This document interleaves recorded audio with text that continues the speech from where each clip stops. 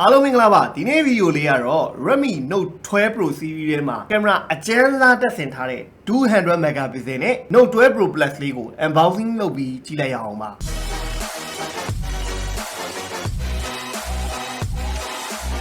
ဆောင်းဆောင်ရေးပိုင်းအနေနဲ့ကတော့ Note 12 Pro Plus series မှာလည်း Dimensity ရဲ့ 1080 SoC ကိုပဲအသုံးပြုပေးထားတာဖြစ်ပါတယ်။ Display ပိုင်းအနေနဲ့ဆိုရင်လည်းရခင် Note 12 Pro မှာအသုံးပြုခဲ့တဲ့ 6.67 inch Full HD Black OLED display ကိုပဲအသုံးပြုထားပြီး DC ပိုင်း P3 100% support ပေးလို့ HDR10 Plus Dolby Vision တို့ support ပေးတဲ့ display ကိုပဲတူညီစွာတက်ဆင်ပေးထားတာဖြစ်ပါတယ်။ Note 12 Pro Plus ရဲ့အဓိကအားသာချက်ကတော့ 9000 mAh battery မှာ 120W quick charging ပါဝင်တာဖြစ်တဲ့အတွက်အားသွင်းမဲ့ဟိတ်ဆိုရင်19မိနစ်အတွင်းနဲ့အားအပြည့်သွင်းနိုင်မှာဖြစ်ပါတယ်။ Note 12 Pro Plus ရဲ့အကျန်းဆုံး feature တစ်ခုကတော့ Samsung ရဲ့ ISO 7 နည်းပညာအသုံးပြုထားတဲ့ HPS 200 megapixel camera sensor ပါဝင်တာဟာဒီဖုန်းရဲ့အမိုက်ဆုံးနဲ့ Redmi Note series ထဲမှာ sensor size အကြီးဆုံးပါဝင်တဲ့ဖုန်းတစ်လုံးဖြစ်စေဆုံးဒါမကဘဲနဲ့ဒီ sensor ကိုအကောင်းဆုံးထောက်ပံ့ပေးနိုင်ဖို့အတွက် ALD Golden နည်းပညာအသုံးပြုထားတဲ့ 7P lens ကိုတက်ဆင်ပေးထားတာဟာပုံရိပ်အရေးသွေးတွေကိုကြီးကြီးလင်းလင်းပြက်ပြက်သားသားရိုက်ကူးနိုင်မှုထောက်ကူပြုနိုင်မဲ့ feature တွေပါဝင်တာဖြစ်ပါတယ်။ camera set အနေနဲ့ကတော့ travel camera set အနေနဲ့အသုံးပြုနိုင်မှာဖြစ်ပြီး200 megapixel main camera 8 megapixel ultra wide lens macro camera တို့ပါဝင်မှာဖြစ်ပြီးတော့16 megapixel selfie camera ပါဝင်မှာဖြစ်ပါတယ်။ဖုန်းရဲ့အပူစွန့်ထုတ်မှုအတွက် PC liquid cooling system ပါဝင်ပြီးတော့120W အားသွင်းစနစ်အတွက်ကတော့အလိုလျောက်အပူထိန်းချုပ်နိုင်တဲ့ charging chip ကိုထည့်သွင်းပေးထားပါသေးတယ်။စိတ်မကောင်းစရာတစ်ခုအနေနဲ့ကတော့ display fingerprint ပါဝင်လာတာမဟုတ်ဘဲနဲ့ side mount fingerprint ပဲအသုံးပြုနိုင်မှာဖြစ်ပါတယ်။ Redmi Note 12 Pro Plus RAM 8256ရဲ့ RAM 256 version နဲ့လာပါတယ်။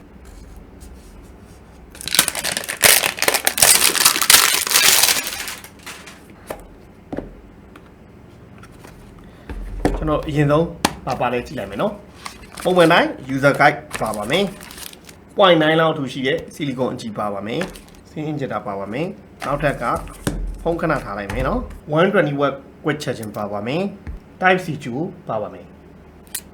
Note 12 Pro Plus ပါ200 megapixel main camera ပါမယ်8 megapixel ultra wide lens ရဲ့ macro camera လေးရပါပါမယ်ရှေ့ကတော့ကျွန်တော်တို့16 megapixel selfie camera ပေါ့ဒီကောင်ကဒီကျွန်တော်အရင်ထွက်တဲ့ Note 12နဲ့ဘာလေးကွဲသွားအောင်ဆိုတော့ Note 12 Pro နဲ့ဘာကွဲသွားအောင်ဆိုတော့ Note 12 Pro ရဲ့ camera band design ပုံစံအတူတူပဲဒါပေမဲ့သူအဓိကကွဲသွားတာသူကဒီနောက်ကျောလေးမှာ cap လုပ်ပြီးထားပါတယ် 2.5D လောက်เนาะအခုံးလေးနဲ့ဖြစ်သွားတယ် glass back ပုံစံမျိုးလေးနဲ့သူ့ရဲ့နောက်ကျောကိုလုပ်ပေးထားတယ်နောက်ဒါအနက်ရောင်ပေါ့เนาะထူတာတော့စိတ်ထဲမှာထူတယ်လို့ပိုခံစားရတာNote 12 Pro Plus လေးဟာNote 12 ထက်အနည်းငယ်ထူတယ်လို့ခံစားရပါတယ်အပေါ်မှာတော့ 3.5mm audio jack နောက်ဒီမဲ့ speaker တစ်လုံးပါမယ်နောက် mic ပါမယ် infrared sensor ပါမယ် volume up down နောက်ဒီမှာ fingerprint ကလည်း side mount fingerprint ပဲကျွန်တော်တို့သူကျင်ထားလို့ under display fingerprint တော့မဟုတ်ဘူးနောက်ဒီမှာ speaker တစ်လုံးထပ်ပါမယ် type C ပေါ့ mic တစ်လုံးထပ်ပါမယ်နောက် sync ပေါ့လေးပေါ့နော် sync ပေါ့လေးဒီဘက်မှာတော့လုံးဝအလွတ်ပေါ့ကွဲပြားခြားနားသွားတာ Note 12 Pro Plus ဆိုရင်နည်းနည်းလေးခုံသွားပဲပေါ့နော်နောက်အချမ်းကနည်းနည်းခုံသွားမယ်ဒီ Note 12 Pro လောက်တော့ flat design မဟုတ်ဘူးပေါ့Note 12 Pro ရဲ့ size အတိုင်းပဲ 6.67 inch OLED display DCI P3 100% support ပေးလို့ HDR10 Black နောက် pan show လေးနဲ့ပဲလာမယ်အဲ့တော့ display ပိုင်းပါညာတော့အားလုံးရခင် Note 12 Pro နဲ့အတူတူပဲ Pro Plus မှာအဓိကအားသွားတာကင်မရာပိုကောင်းလာတဲ့အချက်အဓိကအားသာသွားတဲ့အချက်ပါပဲ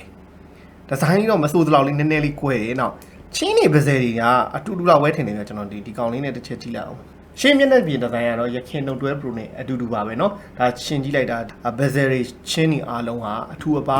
အားလုံးဒီပါဟာ Note 12 Pro နဲ့အတူတူပဲဟော Note 12 Pro Plus မှာကျွန်တော်ဒီမှာပါ memory card စိုက်လို့မရပါဘူး sync card နှစ်ခုပဲထည့်သွင်းအသုံးပြုနိုင်ပါမယ်အဲ့တော့မြင်တဲ့အတိုင်းပါပဲ fingerprint က Pro Plus မှာလည်း side mount fingerprint မှာပဲကျွန်တော်တေးချအောင်တစ်ခါလေးစမ်းပေးလိုက်တာပါဘာလို့ဆိုတော့သူကကြောညာမှာပြောတော့ Explorer version မှာ under display fingerprint ဖြစ်မယ်ထင်ပါတယ်ဒါ Note 12 Pro Plus ပါကျွန်တော် Note 12 Pro Plus ကအရင်အများကြီးကျွန်တော်တို့ပြောစရာမလိုပါဘူးကင်မရာပဲအဓိကကျွန်တော်တို့ကအသားပေးပြီးစမ်းမယ်အနေထားတစ်ခုမှရှိပါတယ်အဲ့ဒါကတော့ကျွန်တော် Note 12 Pro Plus ကို Note 12ရော camera result တွေဘယ်လောက်กว่าတော့ရှင်းပြီးရိုက်လို့ရအောင်ကျွန်တော်တို့ video တက်လုပ်ပေးမယ်ဟိုမြင်တဲ့အတိုင်းပဲပေါ့နော်ကျွန်တော်တို့ Note 12 series က Note 12 Pro တွေရော Note 12တွေမှာရောကသူ့ရဲ့ OLED panel ကဒီ brightness ပိုင်း900 nit ဆိုပေမဲ့အရောင်အသွေးကြည့်ရတာတော်တော်ကြီးကိုလုံလောက်တယ်ဆိုပြပြရှိရဲ့ color accuracy ကြီးကောင်းတယ်ဆိုတဲ့အထက်မှာပါတဲ့ panel တွေဖြစ်ပါတယ်ဒီ Note 12 Pro Plus မှာလည်းအတူတူပဲပေါ့နော်ကျွန်တော်တို့ဒီ account and send ထဲမှာ basic Google service ပါတယ်အဲ့ကောင် online ပြီးဆိုရင်ကျွန်တော်တို့အနေနဲ့က Google Play Store ကိုအလွယ်တကူသုံးလို့ရတယ် setting ထဲမှာကျွန်တော်ဝင်ပြပေးမယ်my device ထဲမှာ all spec မှာပြပေးမယ်ပေါ့နော်ဒါကကျွန်တော် Redmi Note 12 Pro Plus ပါသူက RAM extension အနေနဲ့ 3GB ထိရတယ်ပေါ့နော် Note 12 Pro နဲ့ Note 12 Pro Plus မှာကစွမ်းဆောင်ရည်ပိုင်းအနေနဲ့ပြောရရင်ကျွန်တော်အားလုံးကအတူတူပဲ Dimensity 1080ကိုပဲအသုံးပြုပေးထားတာ graphic performance ဘာညာအားလုံးရမှာအားလုံးကလည်းအတူတူပဲဒါပေမဲ့ဒီကောင်က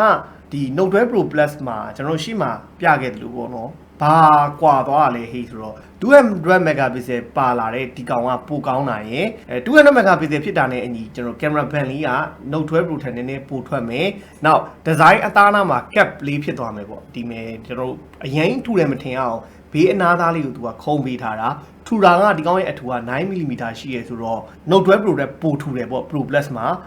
ဒီကောင်ရဲ့အလေးချိန်ဟာ Note 12 Pro Plus တဲ့မတိမတာလေးနည်းနည်းလေးပိုလေးရလို့ခံစားရတယ်ပေါ့နော်ဒါဒီမဲ့ကျွန်တော် Note 12 Pro နဲ့ရှင်းကင်ပြီးတော့စမ်းသက်တဲ့အနေအတစ်ခုမှာတော့ကင်မရာပါတဲ့ sensor ကကြတော့ Note 12 Pro Plus မှာပါတဲ့ sensor Samsung sensor က sensor size လဲပိုကြီးတယ်နောက်ပြီးရင်ဒီကောက်မှာ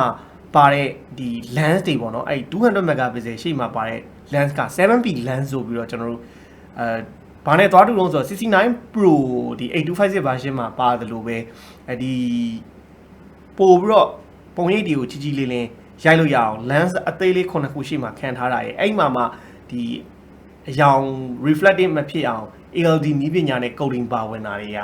ဒီကောင်ကကောင်းတယ်ဆိုပြီးတော့အရန်ကိုကြော်ညာထားတာပေါ့နော်အဲ့တော့ဟိုစာရွက်ပေါ်က theory အရာတော့ဒီကင်မရာဒီကျွန်တော်တို့အရန်ကောင်းတယ်ပေါ့နော်အရန်ကောင်းတယ်200 megapixel sensor size ကြီးကလည်းကြီးတယ်သူ pixel size ဆိုရင် 2.24 micrometer ဆိုတော့တော်တော်ကြီးရဲ့ထဲမှာပါတယ်တော်တော်ကြီးကိုဟိုဒီလုံးဝ Note 10 series မှာအကောင်းဆုံးလို့ပြောလို့ရတာ Note 10 series မှာ upgrade လုပ်လိုက်တာဒီကင်မရာကိုလုံးဝ upgrade လုပ်လိုက်တယ်လို့ပြောလို့ရတာပေါ့နော် Note 12 Pro Plus ကတော့အချမ်းဆုံးပဲပေါ့ Extra HD ကိုကျွန်တော်15 megapixel နဲ့ရိုက်မယ်200 megapixel နဲ့ရိုက်မယ်အဲ့တော့ဒါကျွန်တော်တို့ရိုက်ထားတဲ့ပုံလေးပေါ့နော်ဒါနောက်ဆုံးရိုက်ထားတဲ့ပုံကကျွန်တော်200 megapixel เนาะကျွန်တော်တို့အဲ့တော့ special ဆွဲကြည့်လို့ရတာပေါ့နော် zone ကတော့ special ဒါ200 megapixel ပြီးရင်ကျွန်တော်တို့ဒါ15 megapixel เนาะကျွန်တော်15 megapixel ဒီဘက်ကတော့ကျွန်တော်တို့ရိုးရိုး12.5 megapixel နဲ့ရိုက်တာပေါ့နော်ဒီတေးကတော့ကျွန်တော်တို့ရပါတယ်ဟို sensor အနဲ့အညီကောင်းတဲ့ဒီတေးတစ်ခုတော့ရတယ်အဲ့တော့အပြင်မှာစမ်းကြည့်မှတော့ပို့ပြီးတော့ကျွန်တော်တို့သိမယ်ကျွန်တော်ဒီမှာမြင်တွေ့တဲ့အတိုင်းပဲပေါ့နော်ဒါအပြင်နဲ့အတွင်းနဲ့ပုံလေးရှင်းကြည့်လိုက်ပေါ့နော်ကာလာအနေထားအဲဆိုကျွန်တော်အနီလေးဟလားဒီပေါ့နော်ကျွန်တော်အနီအဲ့တော့အရောင်အနေနဲ့ကတော့ဟို vivid ဖြစ်တဲ့ color ဘက်ကိုသွားပါတယ်โอเคအဲ့တော့အပြင်မှာစမ်းရိုက်ကြည့်ရင်တော့ကျွန်တော်တို့ဘေးကပိုကောင်းလုံးပိုသိရမယ်ကျွန်တော်တို့ရဲ့ software optimization ရဲ့ဒီ SoC 1080ကကျွန်တော်တို့ Samsung 200 megapixel sensor ကိုကောင်းကောင်းမခိုင်းနိုင်ပါပဲကြောက်ရတာပေါ့နော် sensor မကောင်းပါတော့မကြောက်ပါဘူးเนาะဗီဒီယိုအနေနဲ့ကျွန်တော်တို့ရှေ့မှာပြောခဲ့သလိုသူကတကယ်တမ်းဆိုရင်သူ့ရဲ့လုံးဝဟို sensor ရဲ့ဘယ်လောက်ထိလွတ်လွတ်နိုင်လဲဆိုတော့ sensor စီ 8K ဗီဒီယိုထိရိုက်လို့ရနိုင်တယ်ဒါပေမဲ့ Dimensity 1080ဖြစ်တဲ့အတွက်ကတော့ 4K 30fps တွေချိန်နေရတယ်ပေါ့နော်အဲ့တော့ကျွန်တော် 1080p 30fps ကိုတစ်ချက်ထားကြည့်အောင်အဲ့တော့အဲ့မှာ steady move တော့မပါဘူးเนาะကျွန်တော် steady move မပါဘူးကင်မရာရိုက်မယ်ဟိဆိုရင်ပုံမှန်ဆိုရင်ကျွန်တော်တို့ CV2 တို့ဘာတို့မှာဆိုရင် Full HD 30fps မှာဆိုရင် steady move ပါမယ်အဲ့တော့ steady move တော့မပါဘူး 4K 30fps ထိရိုက်လို့ရမယ်ပုံမှန်ကျွန်တော်ပါနေကြအတိုင်း Pro move မှာရောဒီမဲ့ကျွန်တော် Pro move မှာလည်းအတူတူပေါ့နော် Pro move မှာဒီမှာကျွန်တော်15 megapixel နဲ့ရိုက်တယ်နောက်15 megapixel နဲ့ပဲရမယ်ဗျာနော်200 megapixel တော့ Pro move မှာမပေးထားဘူးပေါ့နော်15 megapixel နဲ့ပဲရိုက်လို့ရမယ်နောက် raw photo ရလာကြည့်ပြီမယ် raw မရဘူးเนาะraw မရဘူး raw ရရင်တော့ပိုကောင်းမယ်အဲ့တော့အဲ့ဒါကတော့ CV2 မှာအကျဉ်းအဖြစ်ပို့တာတယ် CV2 မှာကျတော့ raw photo ပါရိုက်လို့ရမယ်နောက် document video နော် photo ကျွန်တော် photo ကတော့ color ဆိုခြင်းနဲ့ဟို vivid ဖြစ်ခြင်းနဲ့ဆို AI လေးဖွင့်ရိုက်ပေါ့နော် portrait portrait လေးတစ်ပုံဆက်မယ်နော်ကျွန်တော်တို့အရုပ်ကို portrait ရိုက်တဲ့ပုံကတော့မိုက်ပါတယ်နော် image processing ထွက်တာနောက်ရှေ့က object နဲ့နောက်က object ကိုတိတိတတ်တာကွဲအောင်ဖြတ်နိုင်တယ်ပြီးရင်တော့ဒီမှာကျွန်တော်တို့ aperture ကစားလို့ရတယ်ကြည့်ခြင်းနဲ့ဟိတ်ဆိုရင်လည်းလားပြန်ဒီမှာ aperture ကိုကျဲလိုက်ပြန်ကြည့်သွားပေါ့နော်ပိုွားခြင်းတော့ 1.0 မှာထားလိုက်ပေါ့အဲ့တော့ aperture ပို့ပြီးတော့ဗလားပို့ဖြစ်တာပေါ့နော်ဒါရိုက်ပြီးလို့ aperture နည်းနေရင်လည်းပြင်လို့ရတယ်နော်အဲ့တော့မဆိုးပါဘူး okay နောက်နိုင်မှုကတော့ share ကောင်းတယ်လို့တော့ပြောတယ်အဲ့တော့ကျွန်တော်တို့စမ်းတဲ့အချိန်မှာမှနိုင်မှုကို share စမ်းပေးပါမယ်နော်မိုးမှာပါတယ်ပေါ်တော့ကြည့်ပေါ့နော်အဲ့တော့ဒီမတူတာကဗျာသူက Ultra HD မှာပထမဒီကျွန်တော်တို့စဝင်ချင်းဆို Ultra HD ကိုဝင်လိုက်တာ ਨੇ ကျွန်တော်ရိုက်လို့ရတာ50 megapixel 200 megapixel ရိုက်ချင်200 megapixel မှာထပ်နှိမ့်ရသေးတယ်เนาะဒါ Ultra HD နောက်ထပ်အနေနဲ့ဘာတွေပါတော့ကျွန်တော်မိုးမှာထပ်ကြည့်အောင်ပုံမှန်တိုင်းကျွန်တော် short video တွေရိုက်လို့ရမယ် panorama ရိုက်လို့ရမယ် vlog မှုပါမယ် slow motion ပါမယ် time lapse ပါမယ် AI watermark ပါမယ်နောက် long exposure ပါမယ်ပေါ့နောက်ဒါပဲပေါ့နော်ကလုံးမှုတို့ jewel video တို့တော့မပါသေးဘူးအဲ့တော့အဲ့လို camera feature တွေကြတော့ CP2 မှာသွားပြီးတော့ပို့ဆုံးတယ်ပေါ့ selfie က image processing ကဘယ်လိုနေနော်နောက် selfie video ကိုအရင်ကြည့်လိုက်ပါမယ်ကျွန်တော် 4K မရပါဘူး 1080p 16 fps ကအများဆုံးပဲရပါမယ် make it texture ဘာညာပြင်တဲ့ဟာ beautify ပေါ့နော် beautify မှာဘာတွေပါလာတော့smooth ပါမယ် slender ပါမယ် bit eye ပါမယ်အဲ့ဒါလေပို့ပြီးတော့ click လို့ဆုံးတာကတော့ CP2 မှာပို့ဆုံးပါတယ်နောက် filter တွေပါမယ် filter ကတော့ကျွန်တော်တို့ဒီအယောင်တွေ color ရည်သွေးထည့်တာပေါ့နော်အဲ့တော့ smooth မှာနည်းနည်းလေးကျွန်တော်ချောပြီးတော့ရိုက်ကြည့်မယ်ထွက်လာတဲ့ပုံရိပ်ကလိုနေလေprocessing မိုက်တယ်နော် processing မိုက်လာပြီဆိုတာဟို skin tone ကိုချောလိုက်တယ်တဘာဝကြချောလိုက်တာပေါ့နော်အဖူအပိန်ကြီးဟိဆိုတော့ skin tone နဲ့နီးစပ်တဲ့ color နဲ့ပြင်လိုက်တာအဲ့တော့ beautify မှာ skin tone မှာ smooth မှာထားရင်တဝက်လောက်ထားတဲ့ဟိဆိုရင်တော့ဒါမစိုးဘူးပေါ့နော်နည်းနည်းယောက်ျားပီတာတဲ့ပုံလေးတော့ပေါ်သေးရပေါ့အရင်ကြီးလုံးဝချောမတော်ရတဲ့စာရင်တော့ portrait မှုတစ်ချက်ရိုက်ကြည့်မယ်အဆုံးထိကျွန်တော်တို့တင်ပြီးတော့ beautify ရိုက်တယ်ဆိုရင်တော့မျက်နှာဒီအရေးချောင်းတက်ချပါသေးတယ်အဲ့တော့လုံးဝပြင်လိုက်တယ်ဆိုတာတိတ်ပြီးတော့မသိတာတော့ဘူးအဲ့ဒီ image processing ကတော့တော်တော်တိတိတတ်ဆိုကျွန်တော် CV2 မှာရောဒီ Note 12 Pro Plus မှာရောတိတိတတ်ကောင်းလာတယ် Note 12 Pro မှာလည်းကောင်းနိုင်ပါတယ်ကျွန်တော်အဲ့တော့ကတော့ Note 12 Pro မှာအဲ့လောက်ထိတင်ပြီးတော့မရိုက်ကြည့်လို့ပေါ့နော်ဒီမှာဆိုတာအဆုံးထိတင်ထားတာတော့ကျွန်တော်မျက်နှာပေါ်က texture လေးတွေရှိသေးတယ်ဗျာအရင်လိုဟို make up ကြီးလိမ့်လိုက်တယ်လို့ပြင်ထားတယ်ဆိုတော့ပုံစံမပေါက်အောင်ကို selfie မှာကောင်းကောင်းပြင်ပြီးလာတာတွေ့ရတယ်အဲ့တော့ဒါကျွန်တော်တို့ကောင်းလာတဲ့အချက်ပေါ့နော် backlight HDR backlight ကလည်းရိုက်လို့ကျွန်တော်အဆင်ပြေပါတယ်မျက်နှာတော့ပေါ်သေးတယ်ဒီလောက်ဒီအလိမ့်နဲ့ဘန်းနေတာတော့မျက်နှာပေါ်အောင်တော့ရိုက်နေနေဆိုတော့ဒါမဆိုးပါဘူးကင်မရာတော့အဲ့တော့အသေးသေးကတော့ကျွန်တော်တို့ကင်မရာကိုတေချာရိုက်ပေးမယ် CB2 နဲ့ပါညာနဲ့ဒီနေရာမှာတေချာတစ်ခုပြောလို့ရတာ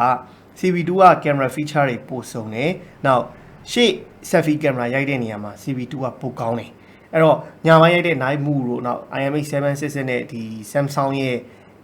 HPS 200 megapixel ISO sensor ကဘယ်လောက်ထိကွာတော့ဘယ်လောက်ထိလုတ်ဖြစ်တော့ကျွန်တော်တို့ CB2 နဲ့ဒီကောင်နဲ့မူတည်ပြီးတော့ main camera တွေရိုက်ပေးပါမယ်အဲ့တော့မှကြည့်လိုက်ပါတော့အဲ့တော့အကြမ်းအဖြစ်ပြောရမယ်ဟိဆိုရင်တော့ Note 12 Pro Plus ကတော့အားလုံးသိတဲ့အတိုင်း Note 12 series ထဲမှာ200 megapixel ကြီးနဲ့အကြမ်းကြီးလာတာပေါ့ကျွန်တော်တို့ကဒါမျိုးလုပ်ခဲ့တာXiaomi ရဲ့နှစ်ခါရှိပြီပေါ့ဗျာနှစ်ခါရှိဆိုတော့2019တုန်းကဒီ48 megapixel camera ကြီးနဲ့ကျွန်တော်တို့ Note 7 ကိုမိတ်ဆက်ခဲ့သလိုဒီ Redmi Note series ထဲမှာပဲ camera အကောင်းစားပါတယ်ဆိုပြီးတော့အခု200 megapixel နဲ့ Note 12 Pro Plus ကိုမိတ်ဆက်ခဲ့တာပေါ့ brightness ကအဆုံးထိမတင်ဘူးဆိုရင်တော့လုံးလောက်ကြည့်လို့ရပါတယ်เนาะ brightness အရန်ကောင်းတဲ့ဖုန်းပါเนาะအရန်လုံလောက်တဲ့ brightness မကြည့်လိုက်ပါเนาะအဲ့တော့အရန်မိုက်ပါတယ်နောက်အတန်လည်းအတူတူပဲကျွန်တော်ဒီမှာ speaker တစ်လုံးကျွန်တော်ဒီမှာတစ်လုံးပါမယ်ဒီမှာတစ်လုံးပါမယ်ပေါ့เนาะအဲ့တော့ဒီဘိုင်းတွေကတော့ကျွန်တော်တို့ကဟိုရိုက်တဲ့ unboxing ရိုက်တဲ့အခါမှာမဖြစ်မနေပြရမှာလို့ပြရတာNote 12 Pro လိုပဲ Note 12 Pro Plus မှာလည်းဒီဈေးတန်းဝန်းကျင် display တစ်ခုအနေနဲ့ OLED panel တစ်ခုအနေနဲ့ဘာမှကျွန်တော်တိတ်ပြီးတော့ပြောကြမှာမရှိပါဘူးcolor အရောင်သွေးအတန်ပိုင်း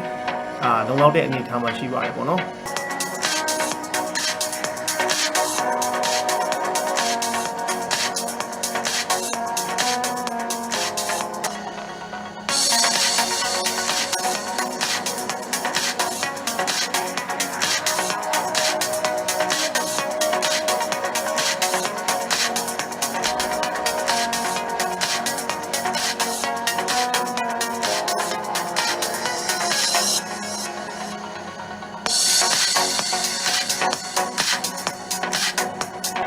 တယ်ဟုတ်ပါပြီပေါ့เนาะကျွန်တော်တို့အတန်ရုပ်ထွက်အနေထားတော့ကျွန်တော်တို့ Note 12 Pro မှာလို့ပဲအတူတူ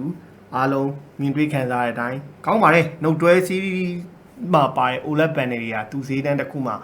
ကောင်းတယ်ဆိုတော့ OLED panel ထဲမှာရှိတဲ့ဟာတွေဖြစ်ပါတယ်အဲ့တော့ဒီဒါ Note 12 Pro Plus series ထဲမှာကျွန်တော် unboxing လုပ်ရင်းနဲ့ဟို Note 12 series နဲ့ပတ်သက်ပြီးအကြံပြောရရင် Note 12 series အားလုံးဒီ OLED panel ပဲတုံးထားတာပါတချို့ကတော်တော်များများ Note 12မှာ AMOLED ပါတယ် AMOLED ပါတယ်ဆိုတော့တေချာသူ့ရဲ့ website မှာသွားဝင်ကြည့်ပါ Samsung OLED ကိုပဲတုံးထားတာပါ Note 12မှာအဲ့တော့အဲ့ Note 12 5G မှာဆိုရင်တော့ Note 12 5G ဒီလောလောဆယ်ကျွန်တော် Google service မရသေးဘူးglobal run ထွက်အောင်ကျွန်တော်တို့ခဏတော့စောင့်ရအောင်မယ် global run ထွက်မှကျွန်တော်တို့ Google service တွေတုံးလို့ရမှာပေါ့နော် Note 12 5G ရဲ့အားအနည်းဆုံးချက်ကကျွန်တော်တို့ dual stereo speaker မပါဘူးရအဲ့ဒါအဆိုးဆုံးပဲကျန်တဲ့ Note 12 Pro နဲ့ Note 12 Pro Plus မှာအားလုံးထင်ကြတဲ့ under display fingerprint နဲ့မဟုတ်ပါဘူး Note 12 Pro ကောဒီ Note 12 Pro ရော Note 12 Pro Plus မှာကောလောလောဆယ်8256 version ထိကတော့ကျွန်တော်စမ်းရတာဒီကောင်8256ဒီကောင်8128ဒီကောင်တွေအားလုံးဒီကျွန်တော်တို့မြင်တဲ့အတိုင်းပါပဲ fingerprint ဒီ sign of fingerprint တွေပဲလာပါတယ်အဲ့တော့အမှတ်လေးလွဲနေတယ်ရှိရဆိုရင်တခါတည်းပြောင်းပြီးတော့မှတ်လိုက်ပါ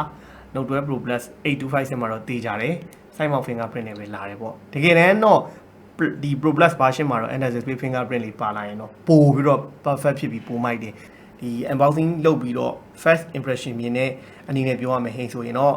big quality တာနာနေကြတယ်ပုံမှန်ပဲပေါ့နော်ပုံမှန်ပဲဆိုတာဒါကျွန်တော်တို့မြင်တွေ့နေကြဖုန်းတွေရဲ့ပုံမှန်ပဲဒီ back cover design ကတော့လွန်ခဲ့တဲ့နှစ်ကထွက်ခဲ့တဲ့ပုံစံ design တွေဘာနဲ့သွားဆင်ဆုံးလို့ဆိုတော့ကျွန်တော်မီစစ်က cover design မျိုးနဲ့သွားဆင်တယ် glass ပုံစံကိုလက်ရတော့ကျွန်တော်အတော်ထင်တာတွေ့ရတယ်အနဲ့ရောက်မို့လို့လာတော့မပြောတတ်ဘူးပေါ့နော်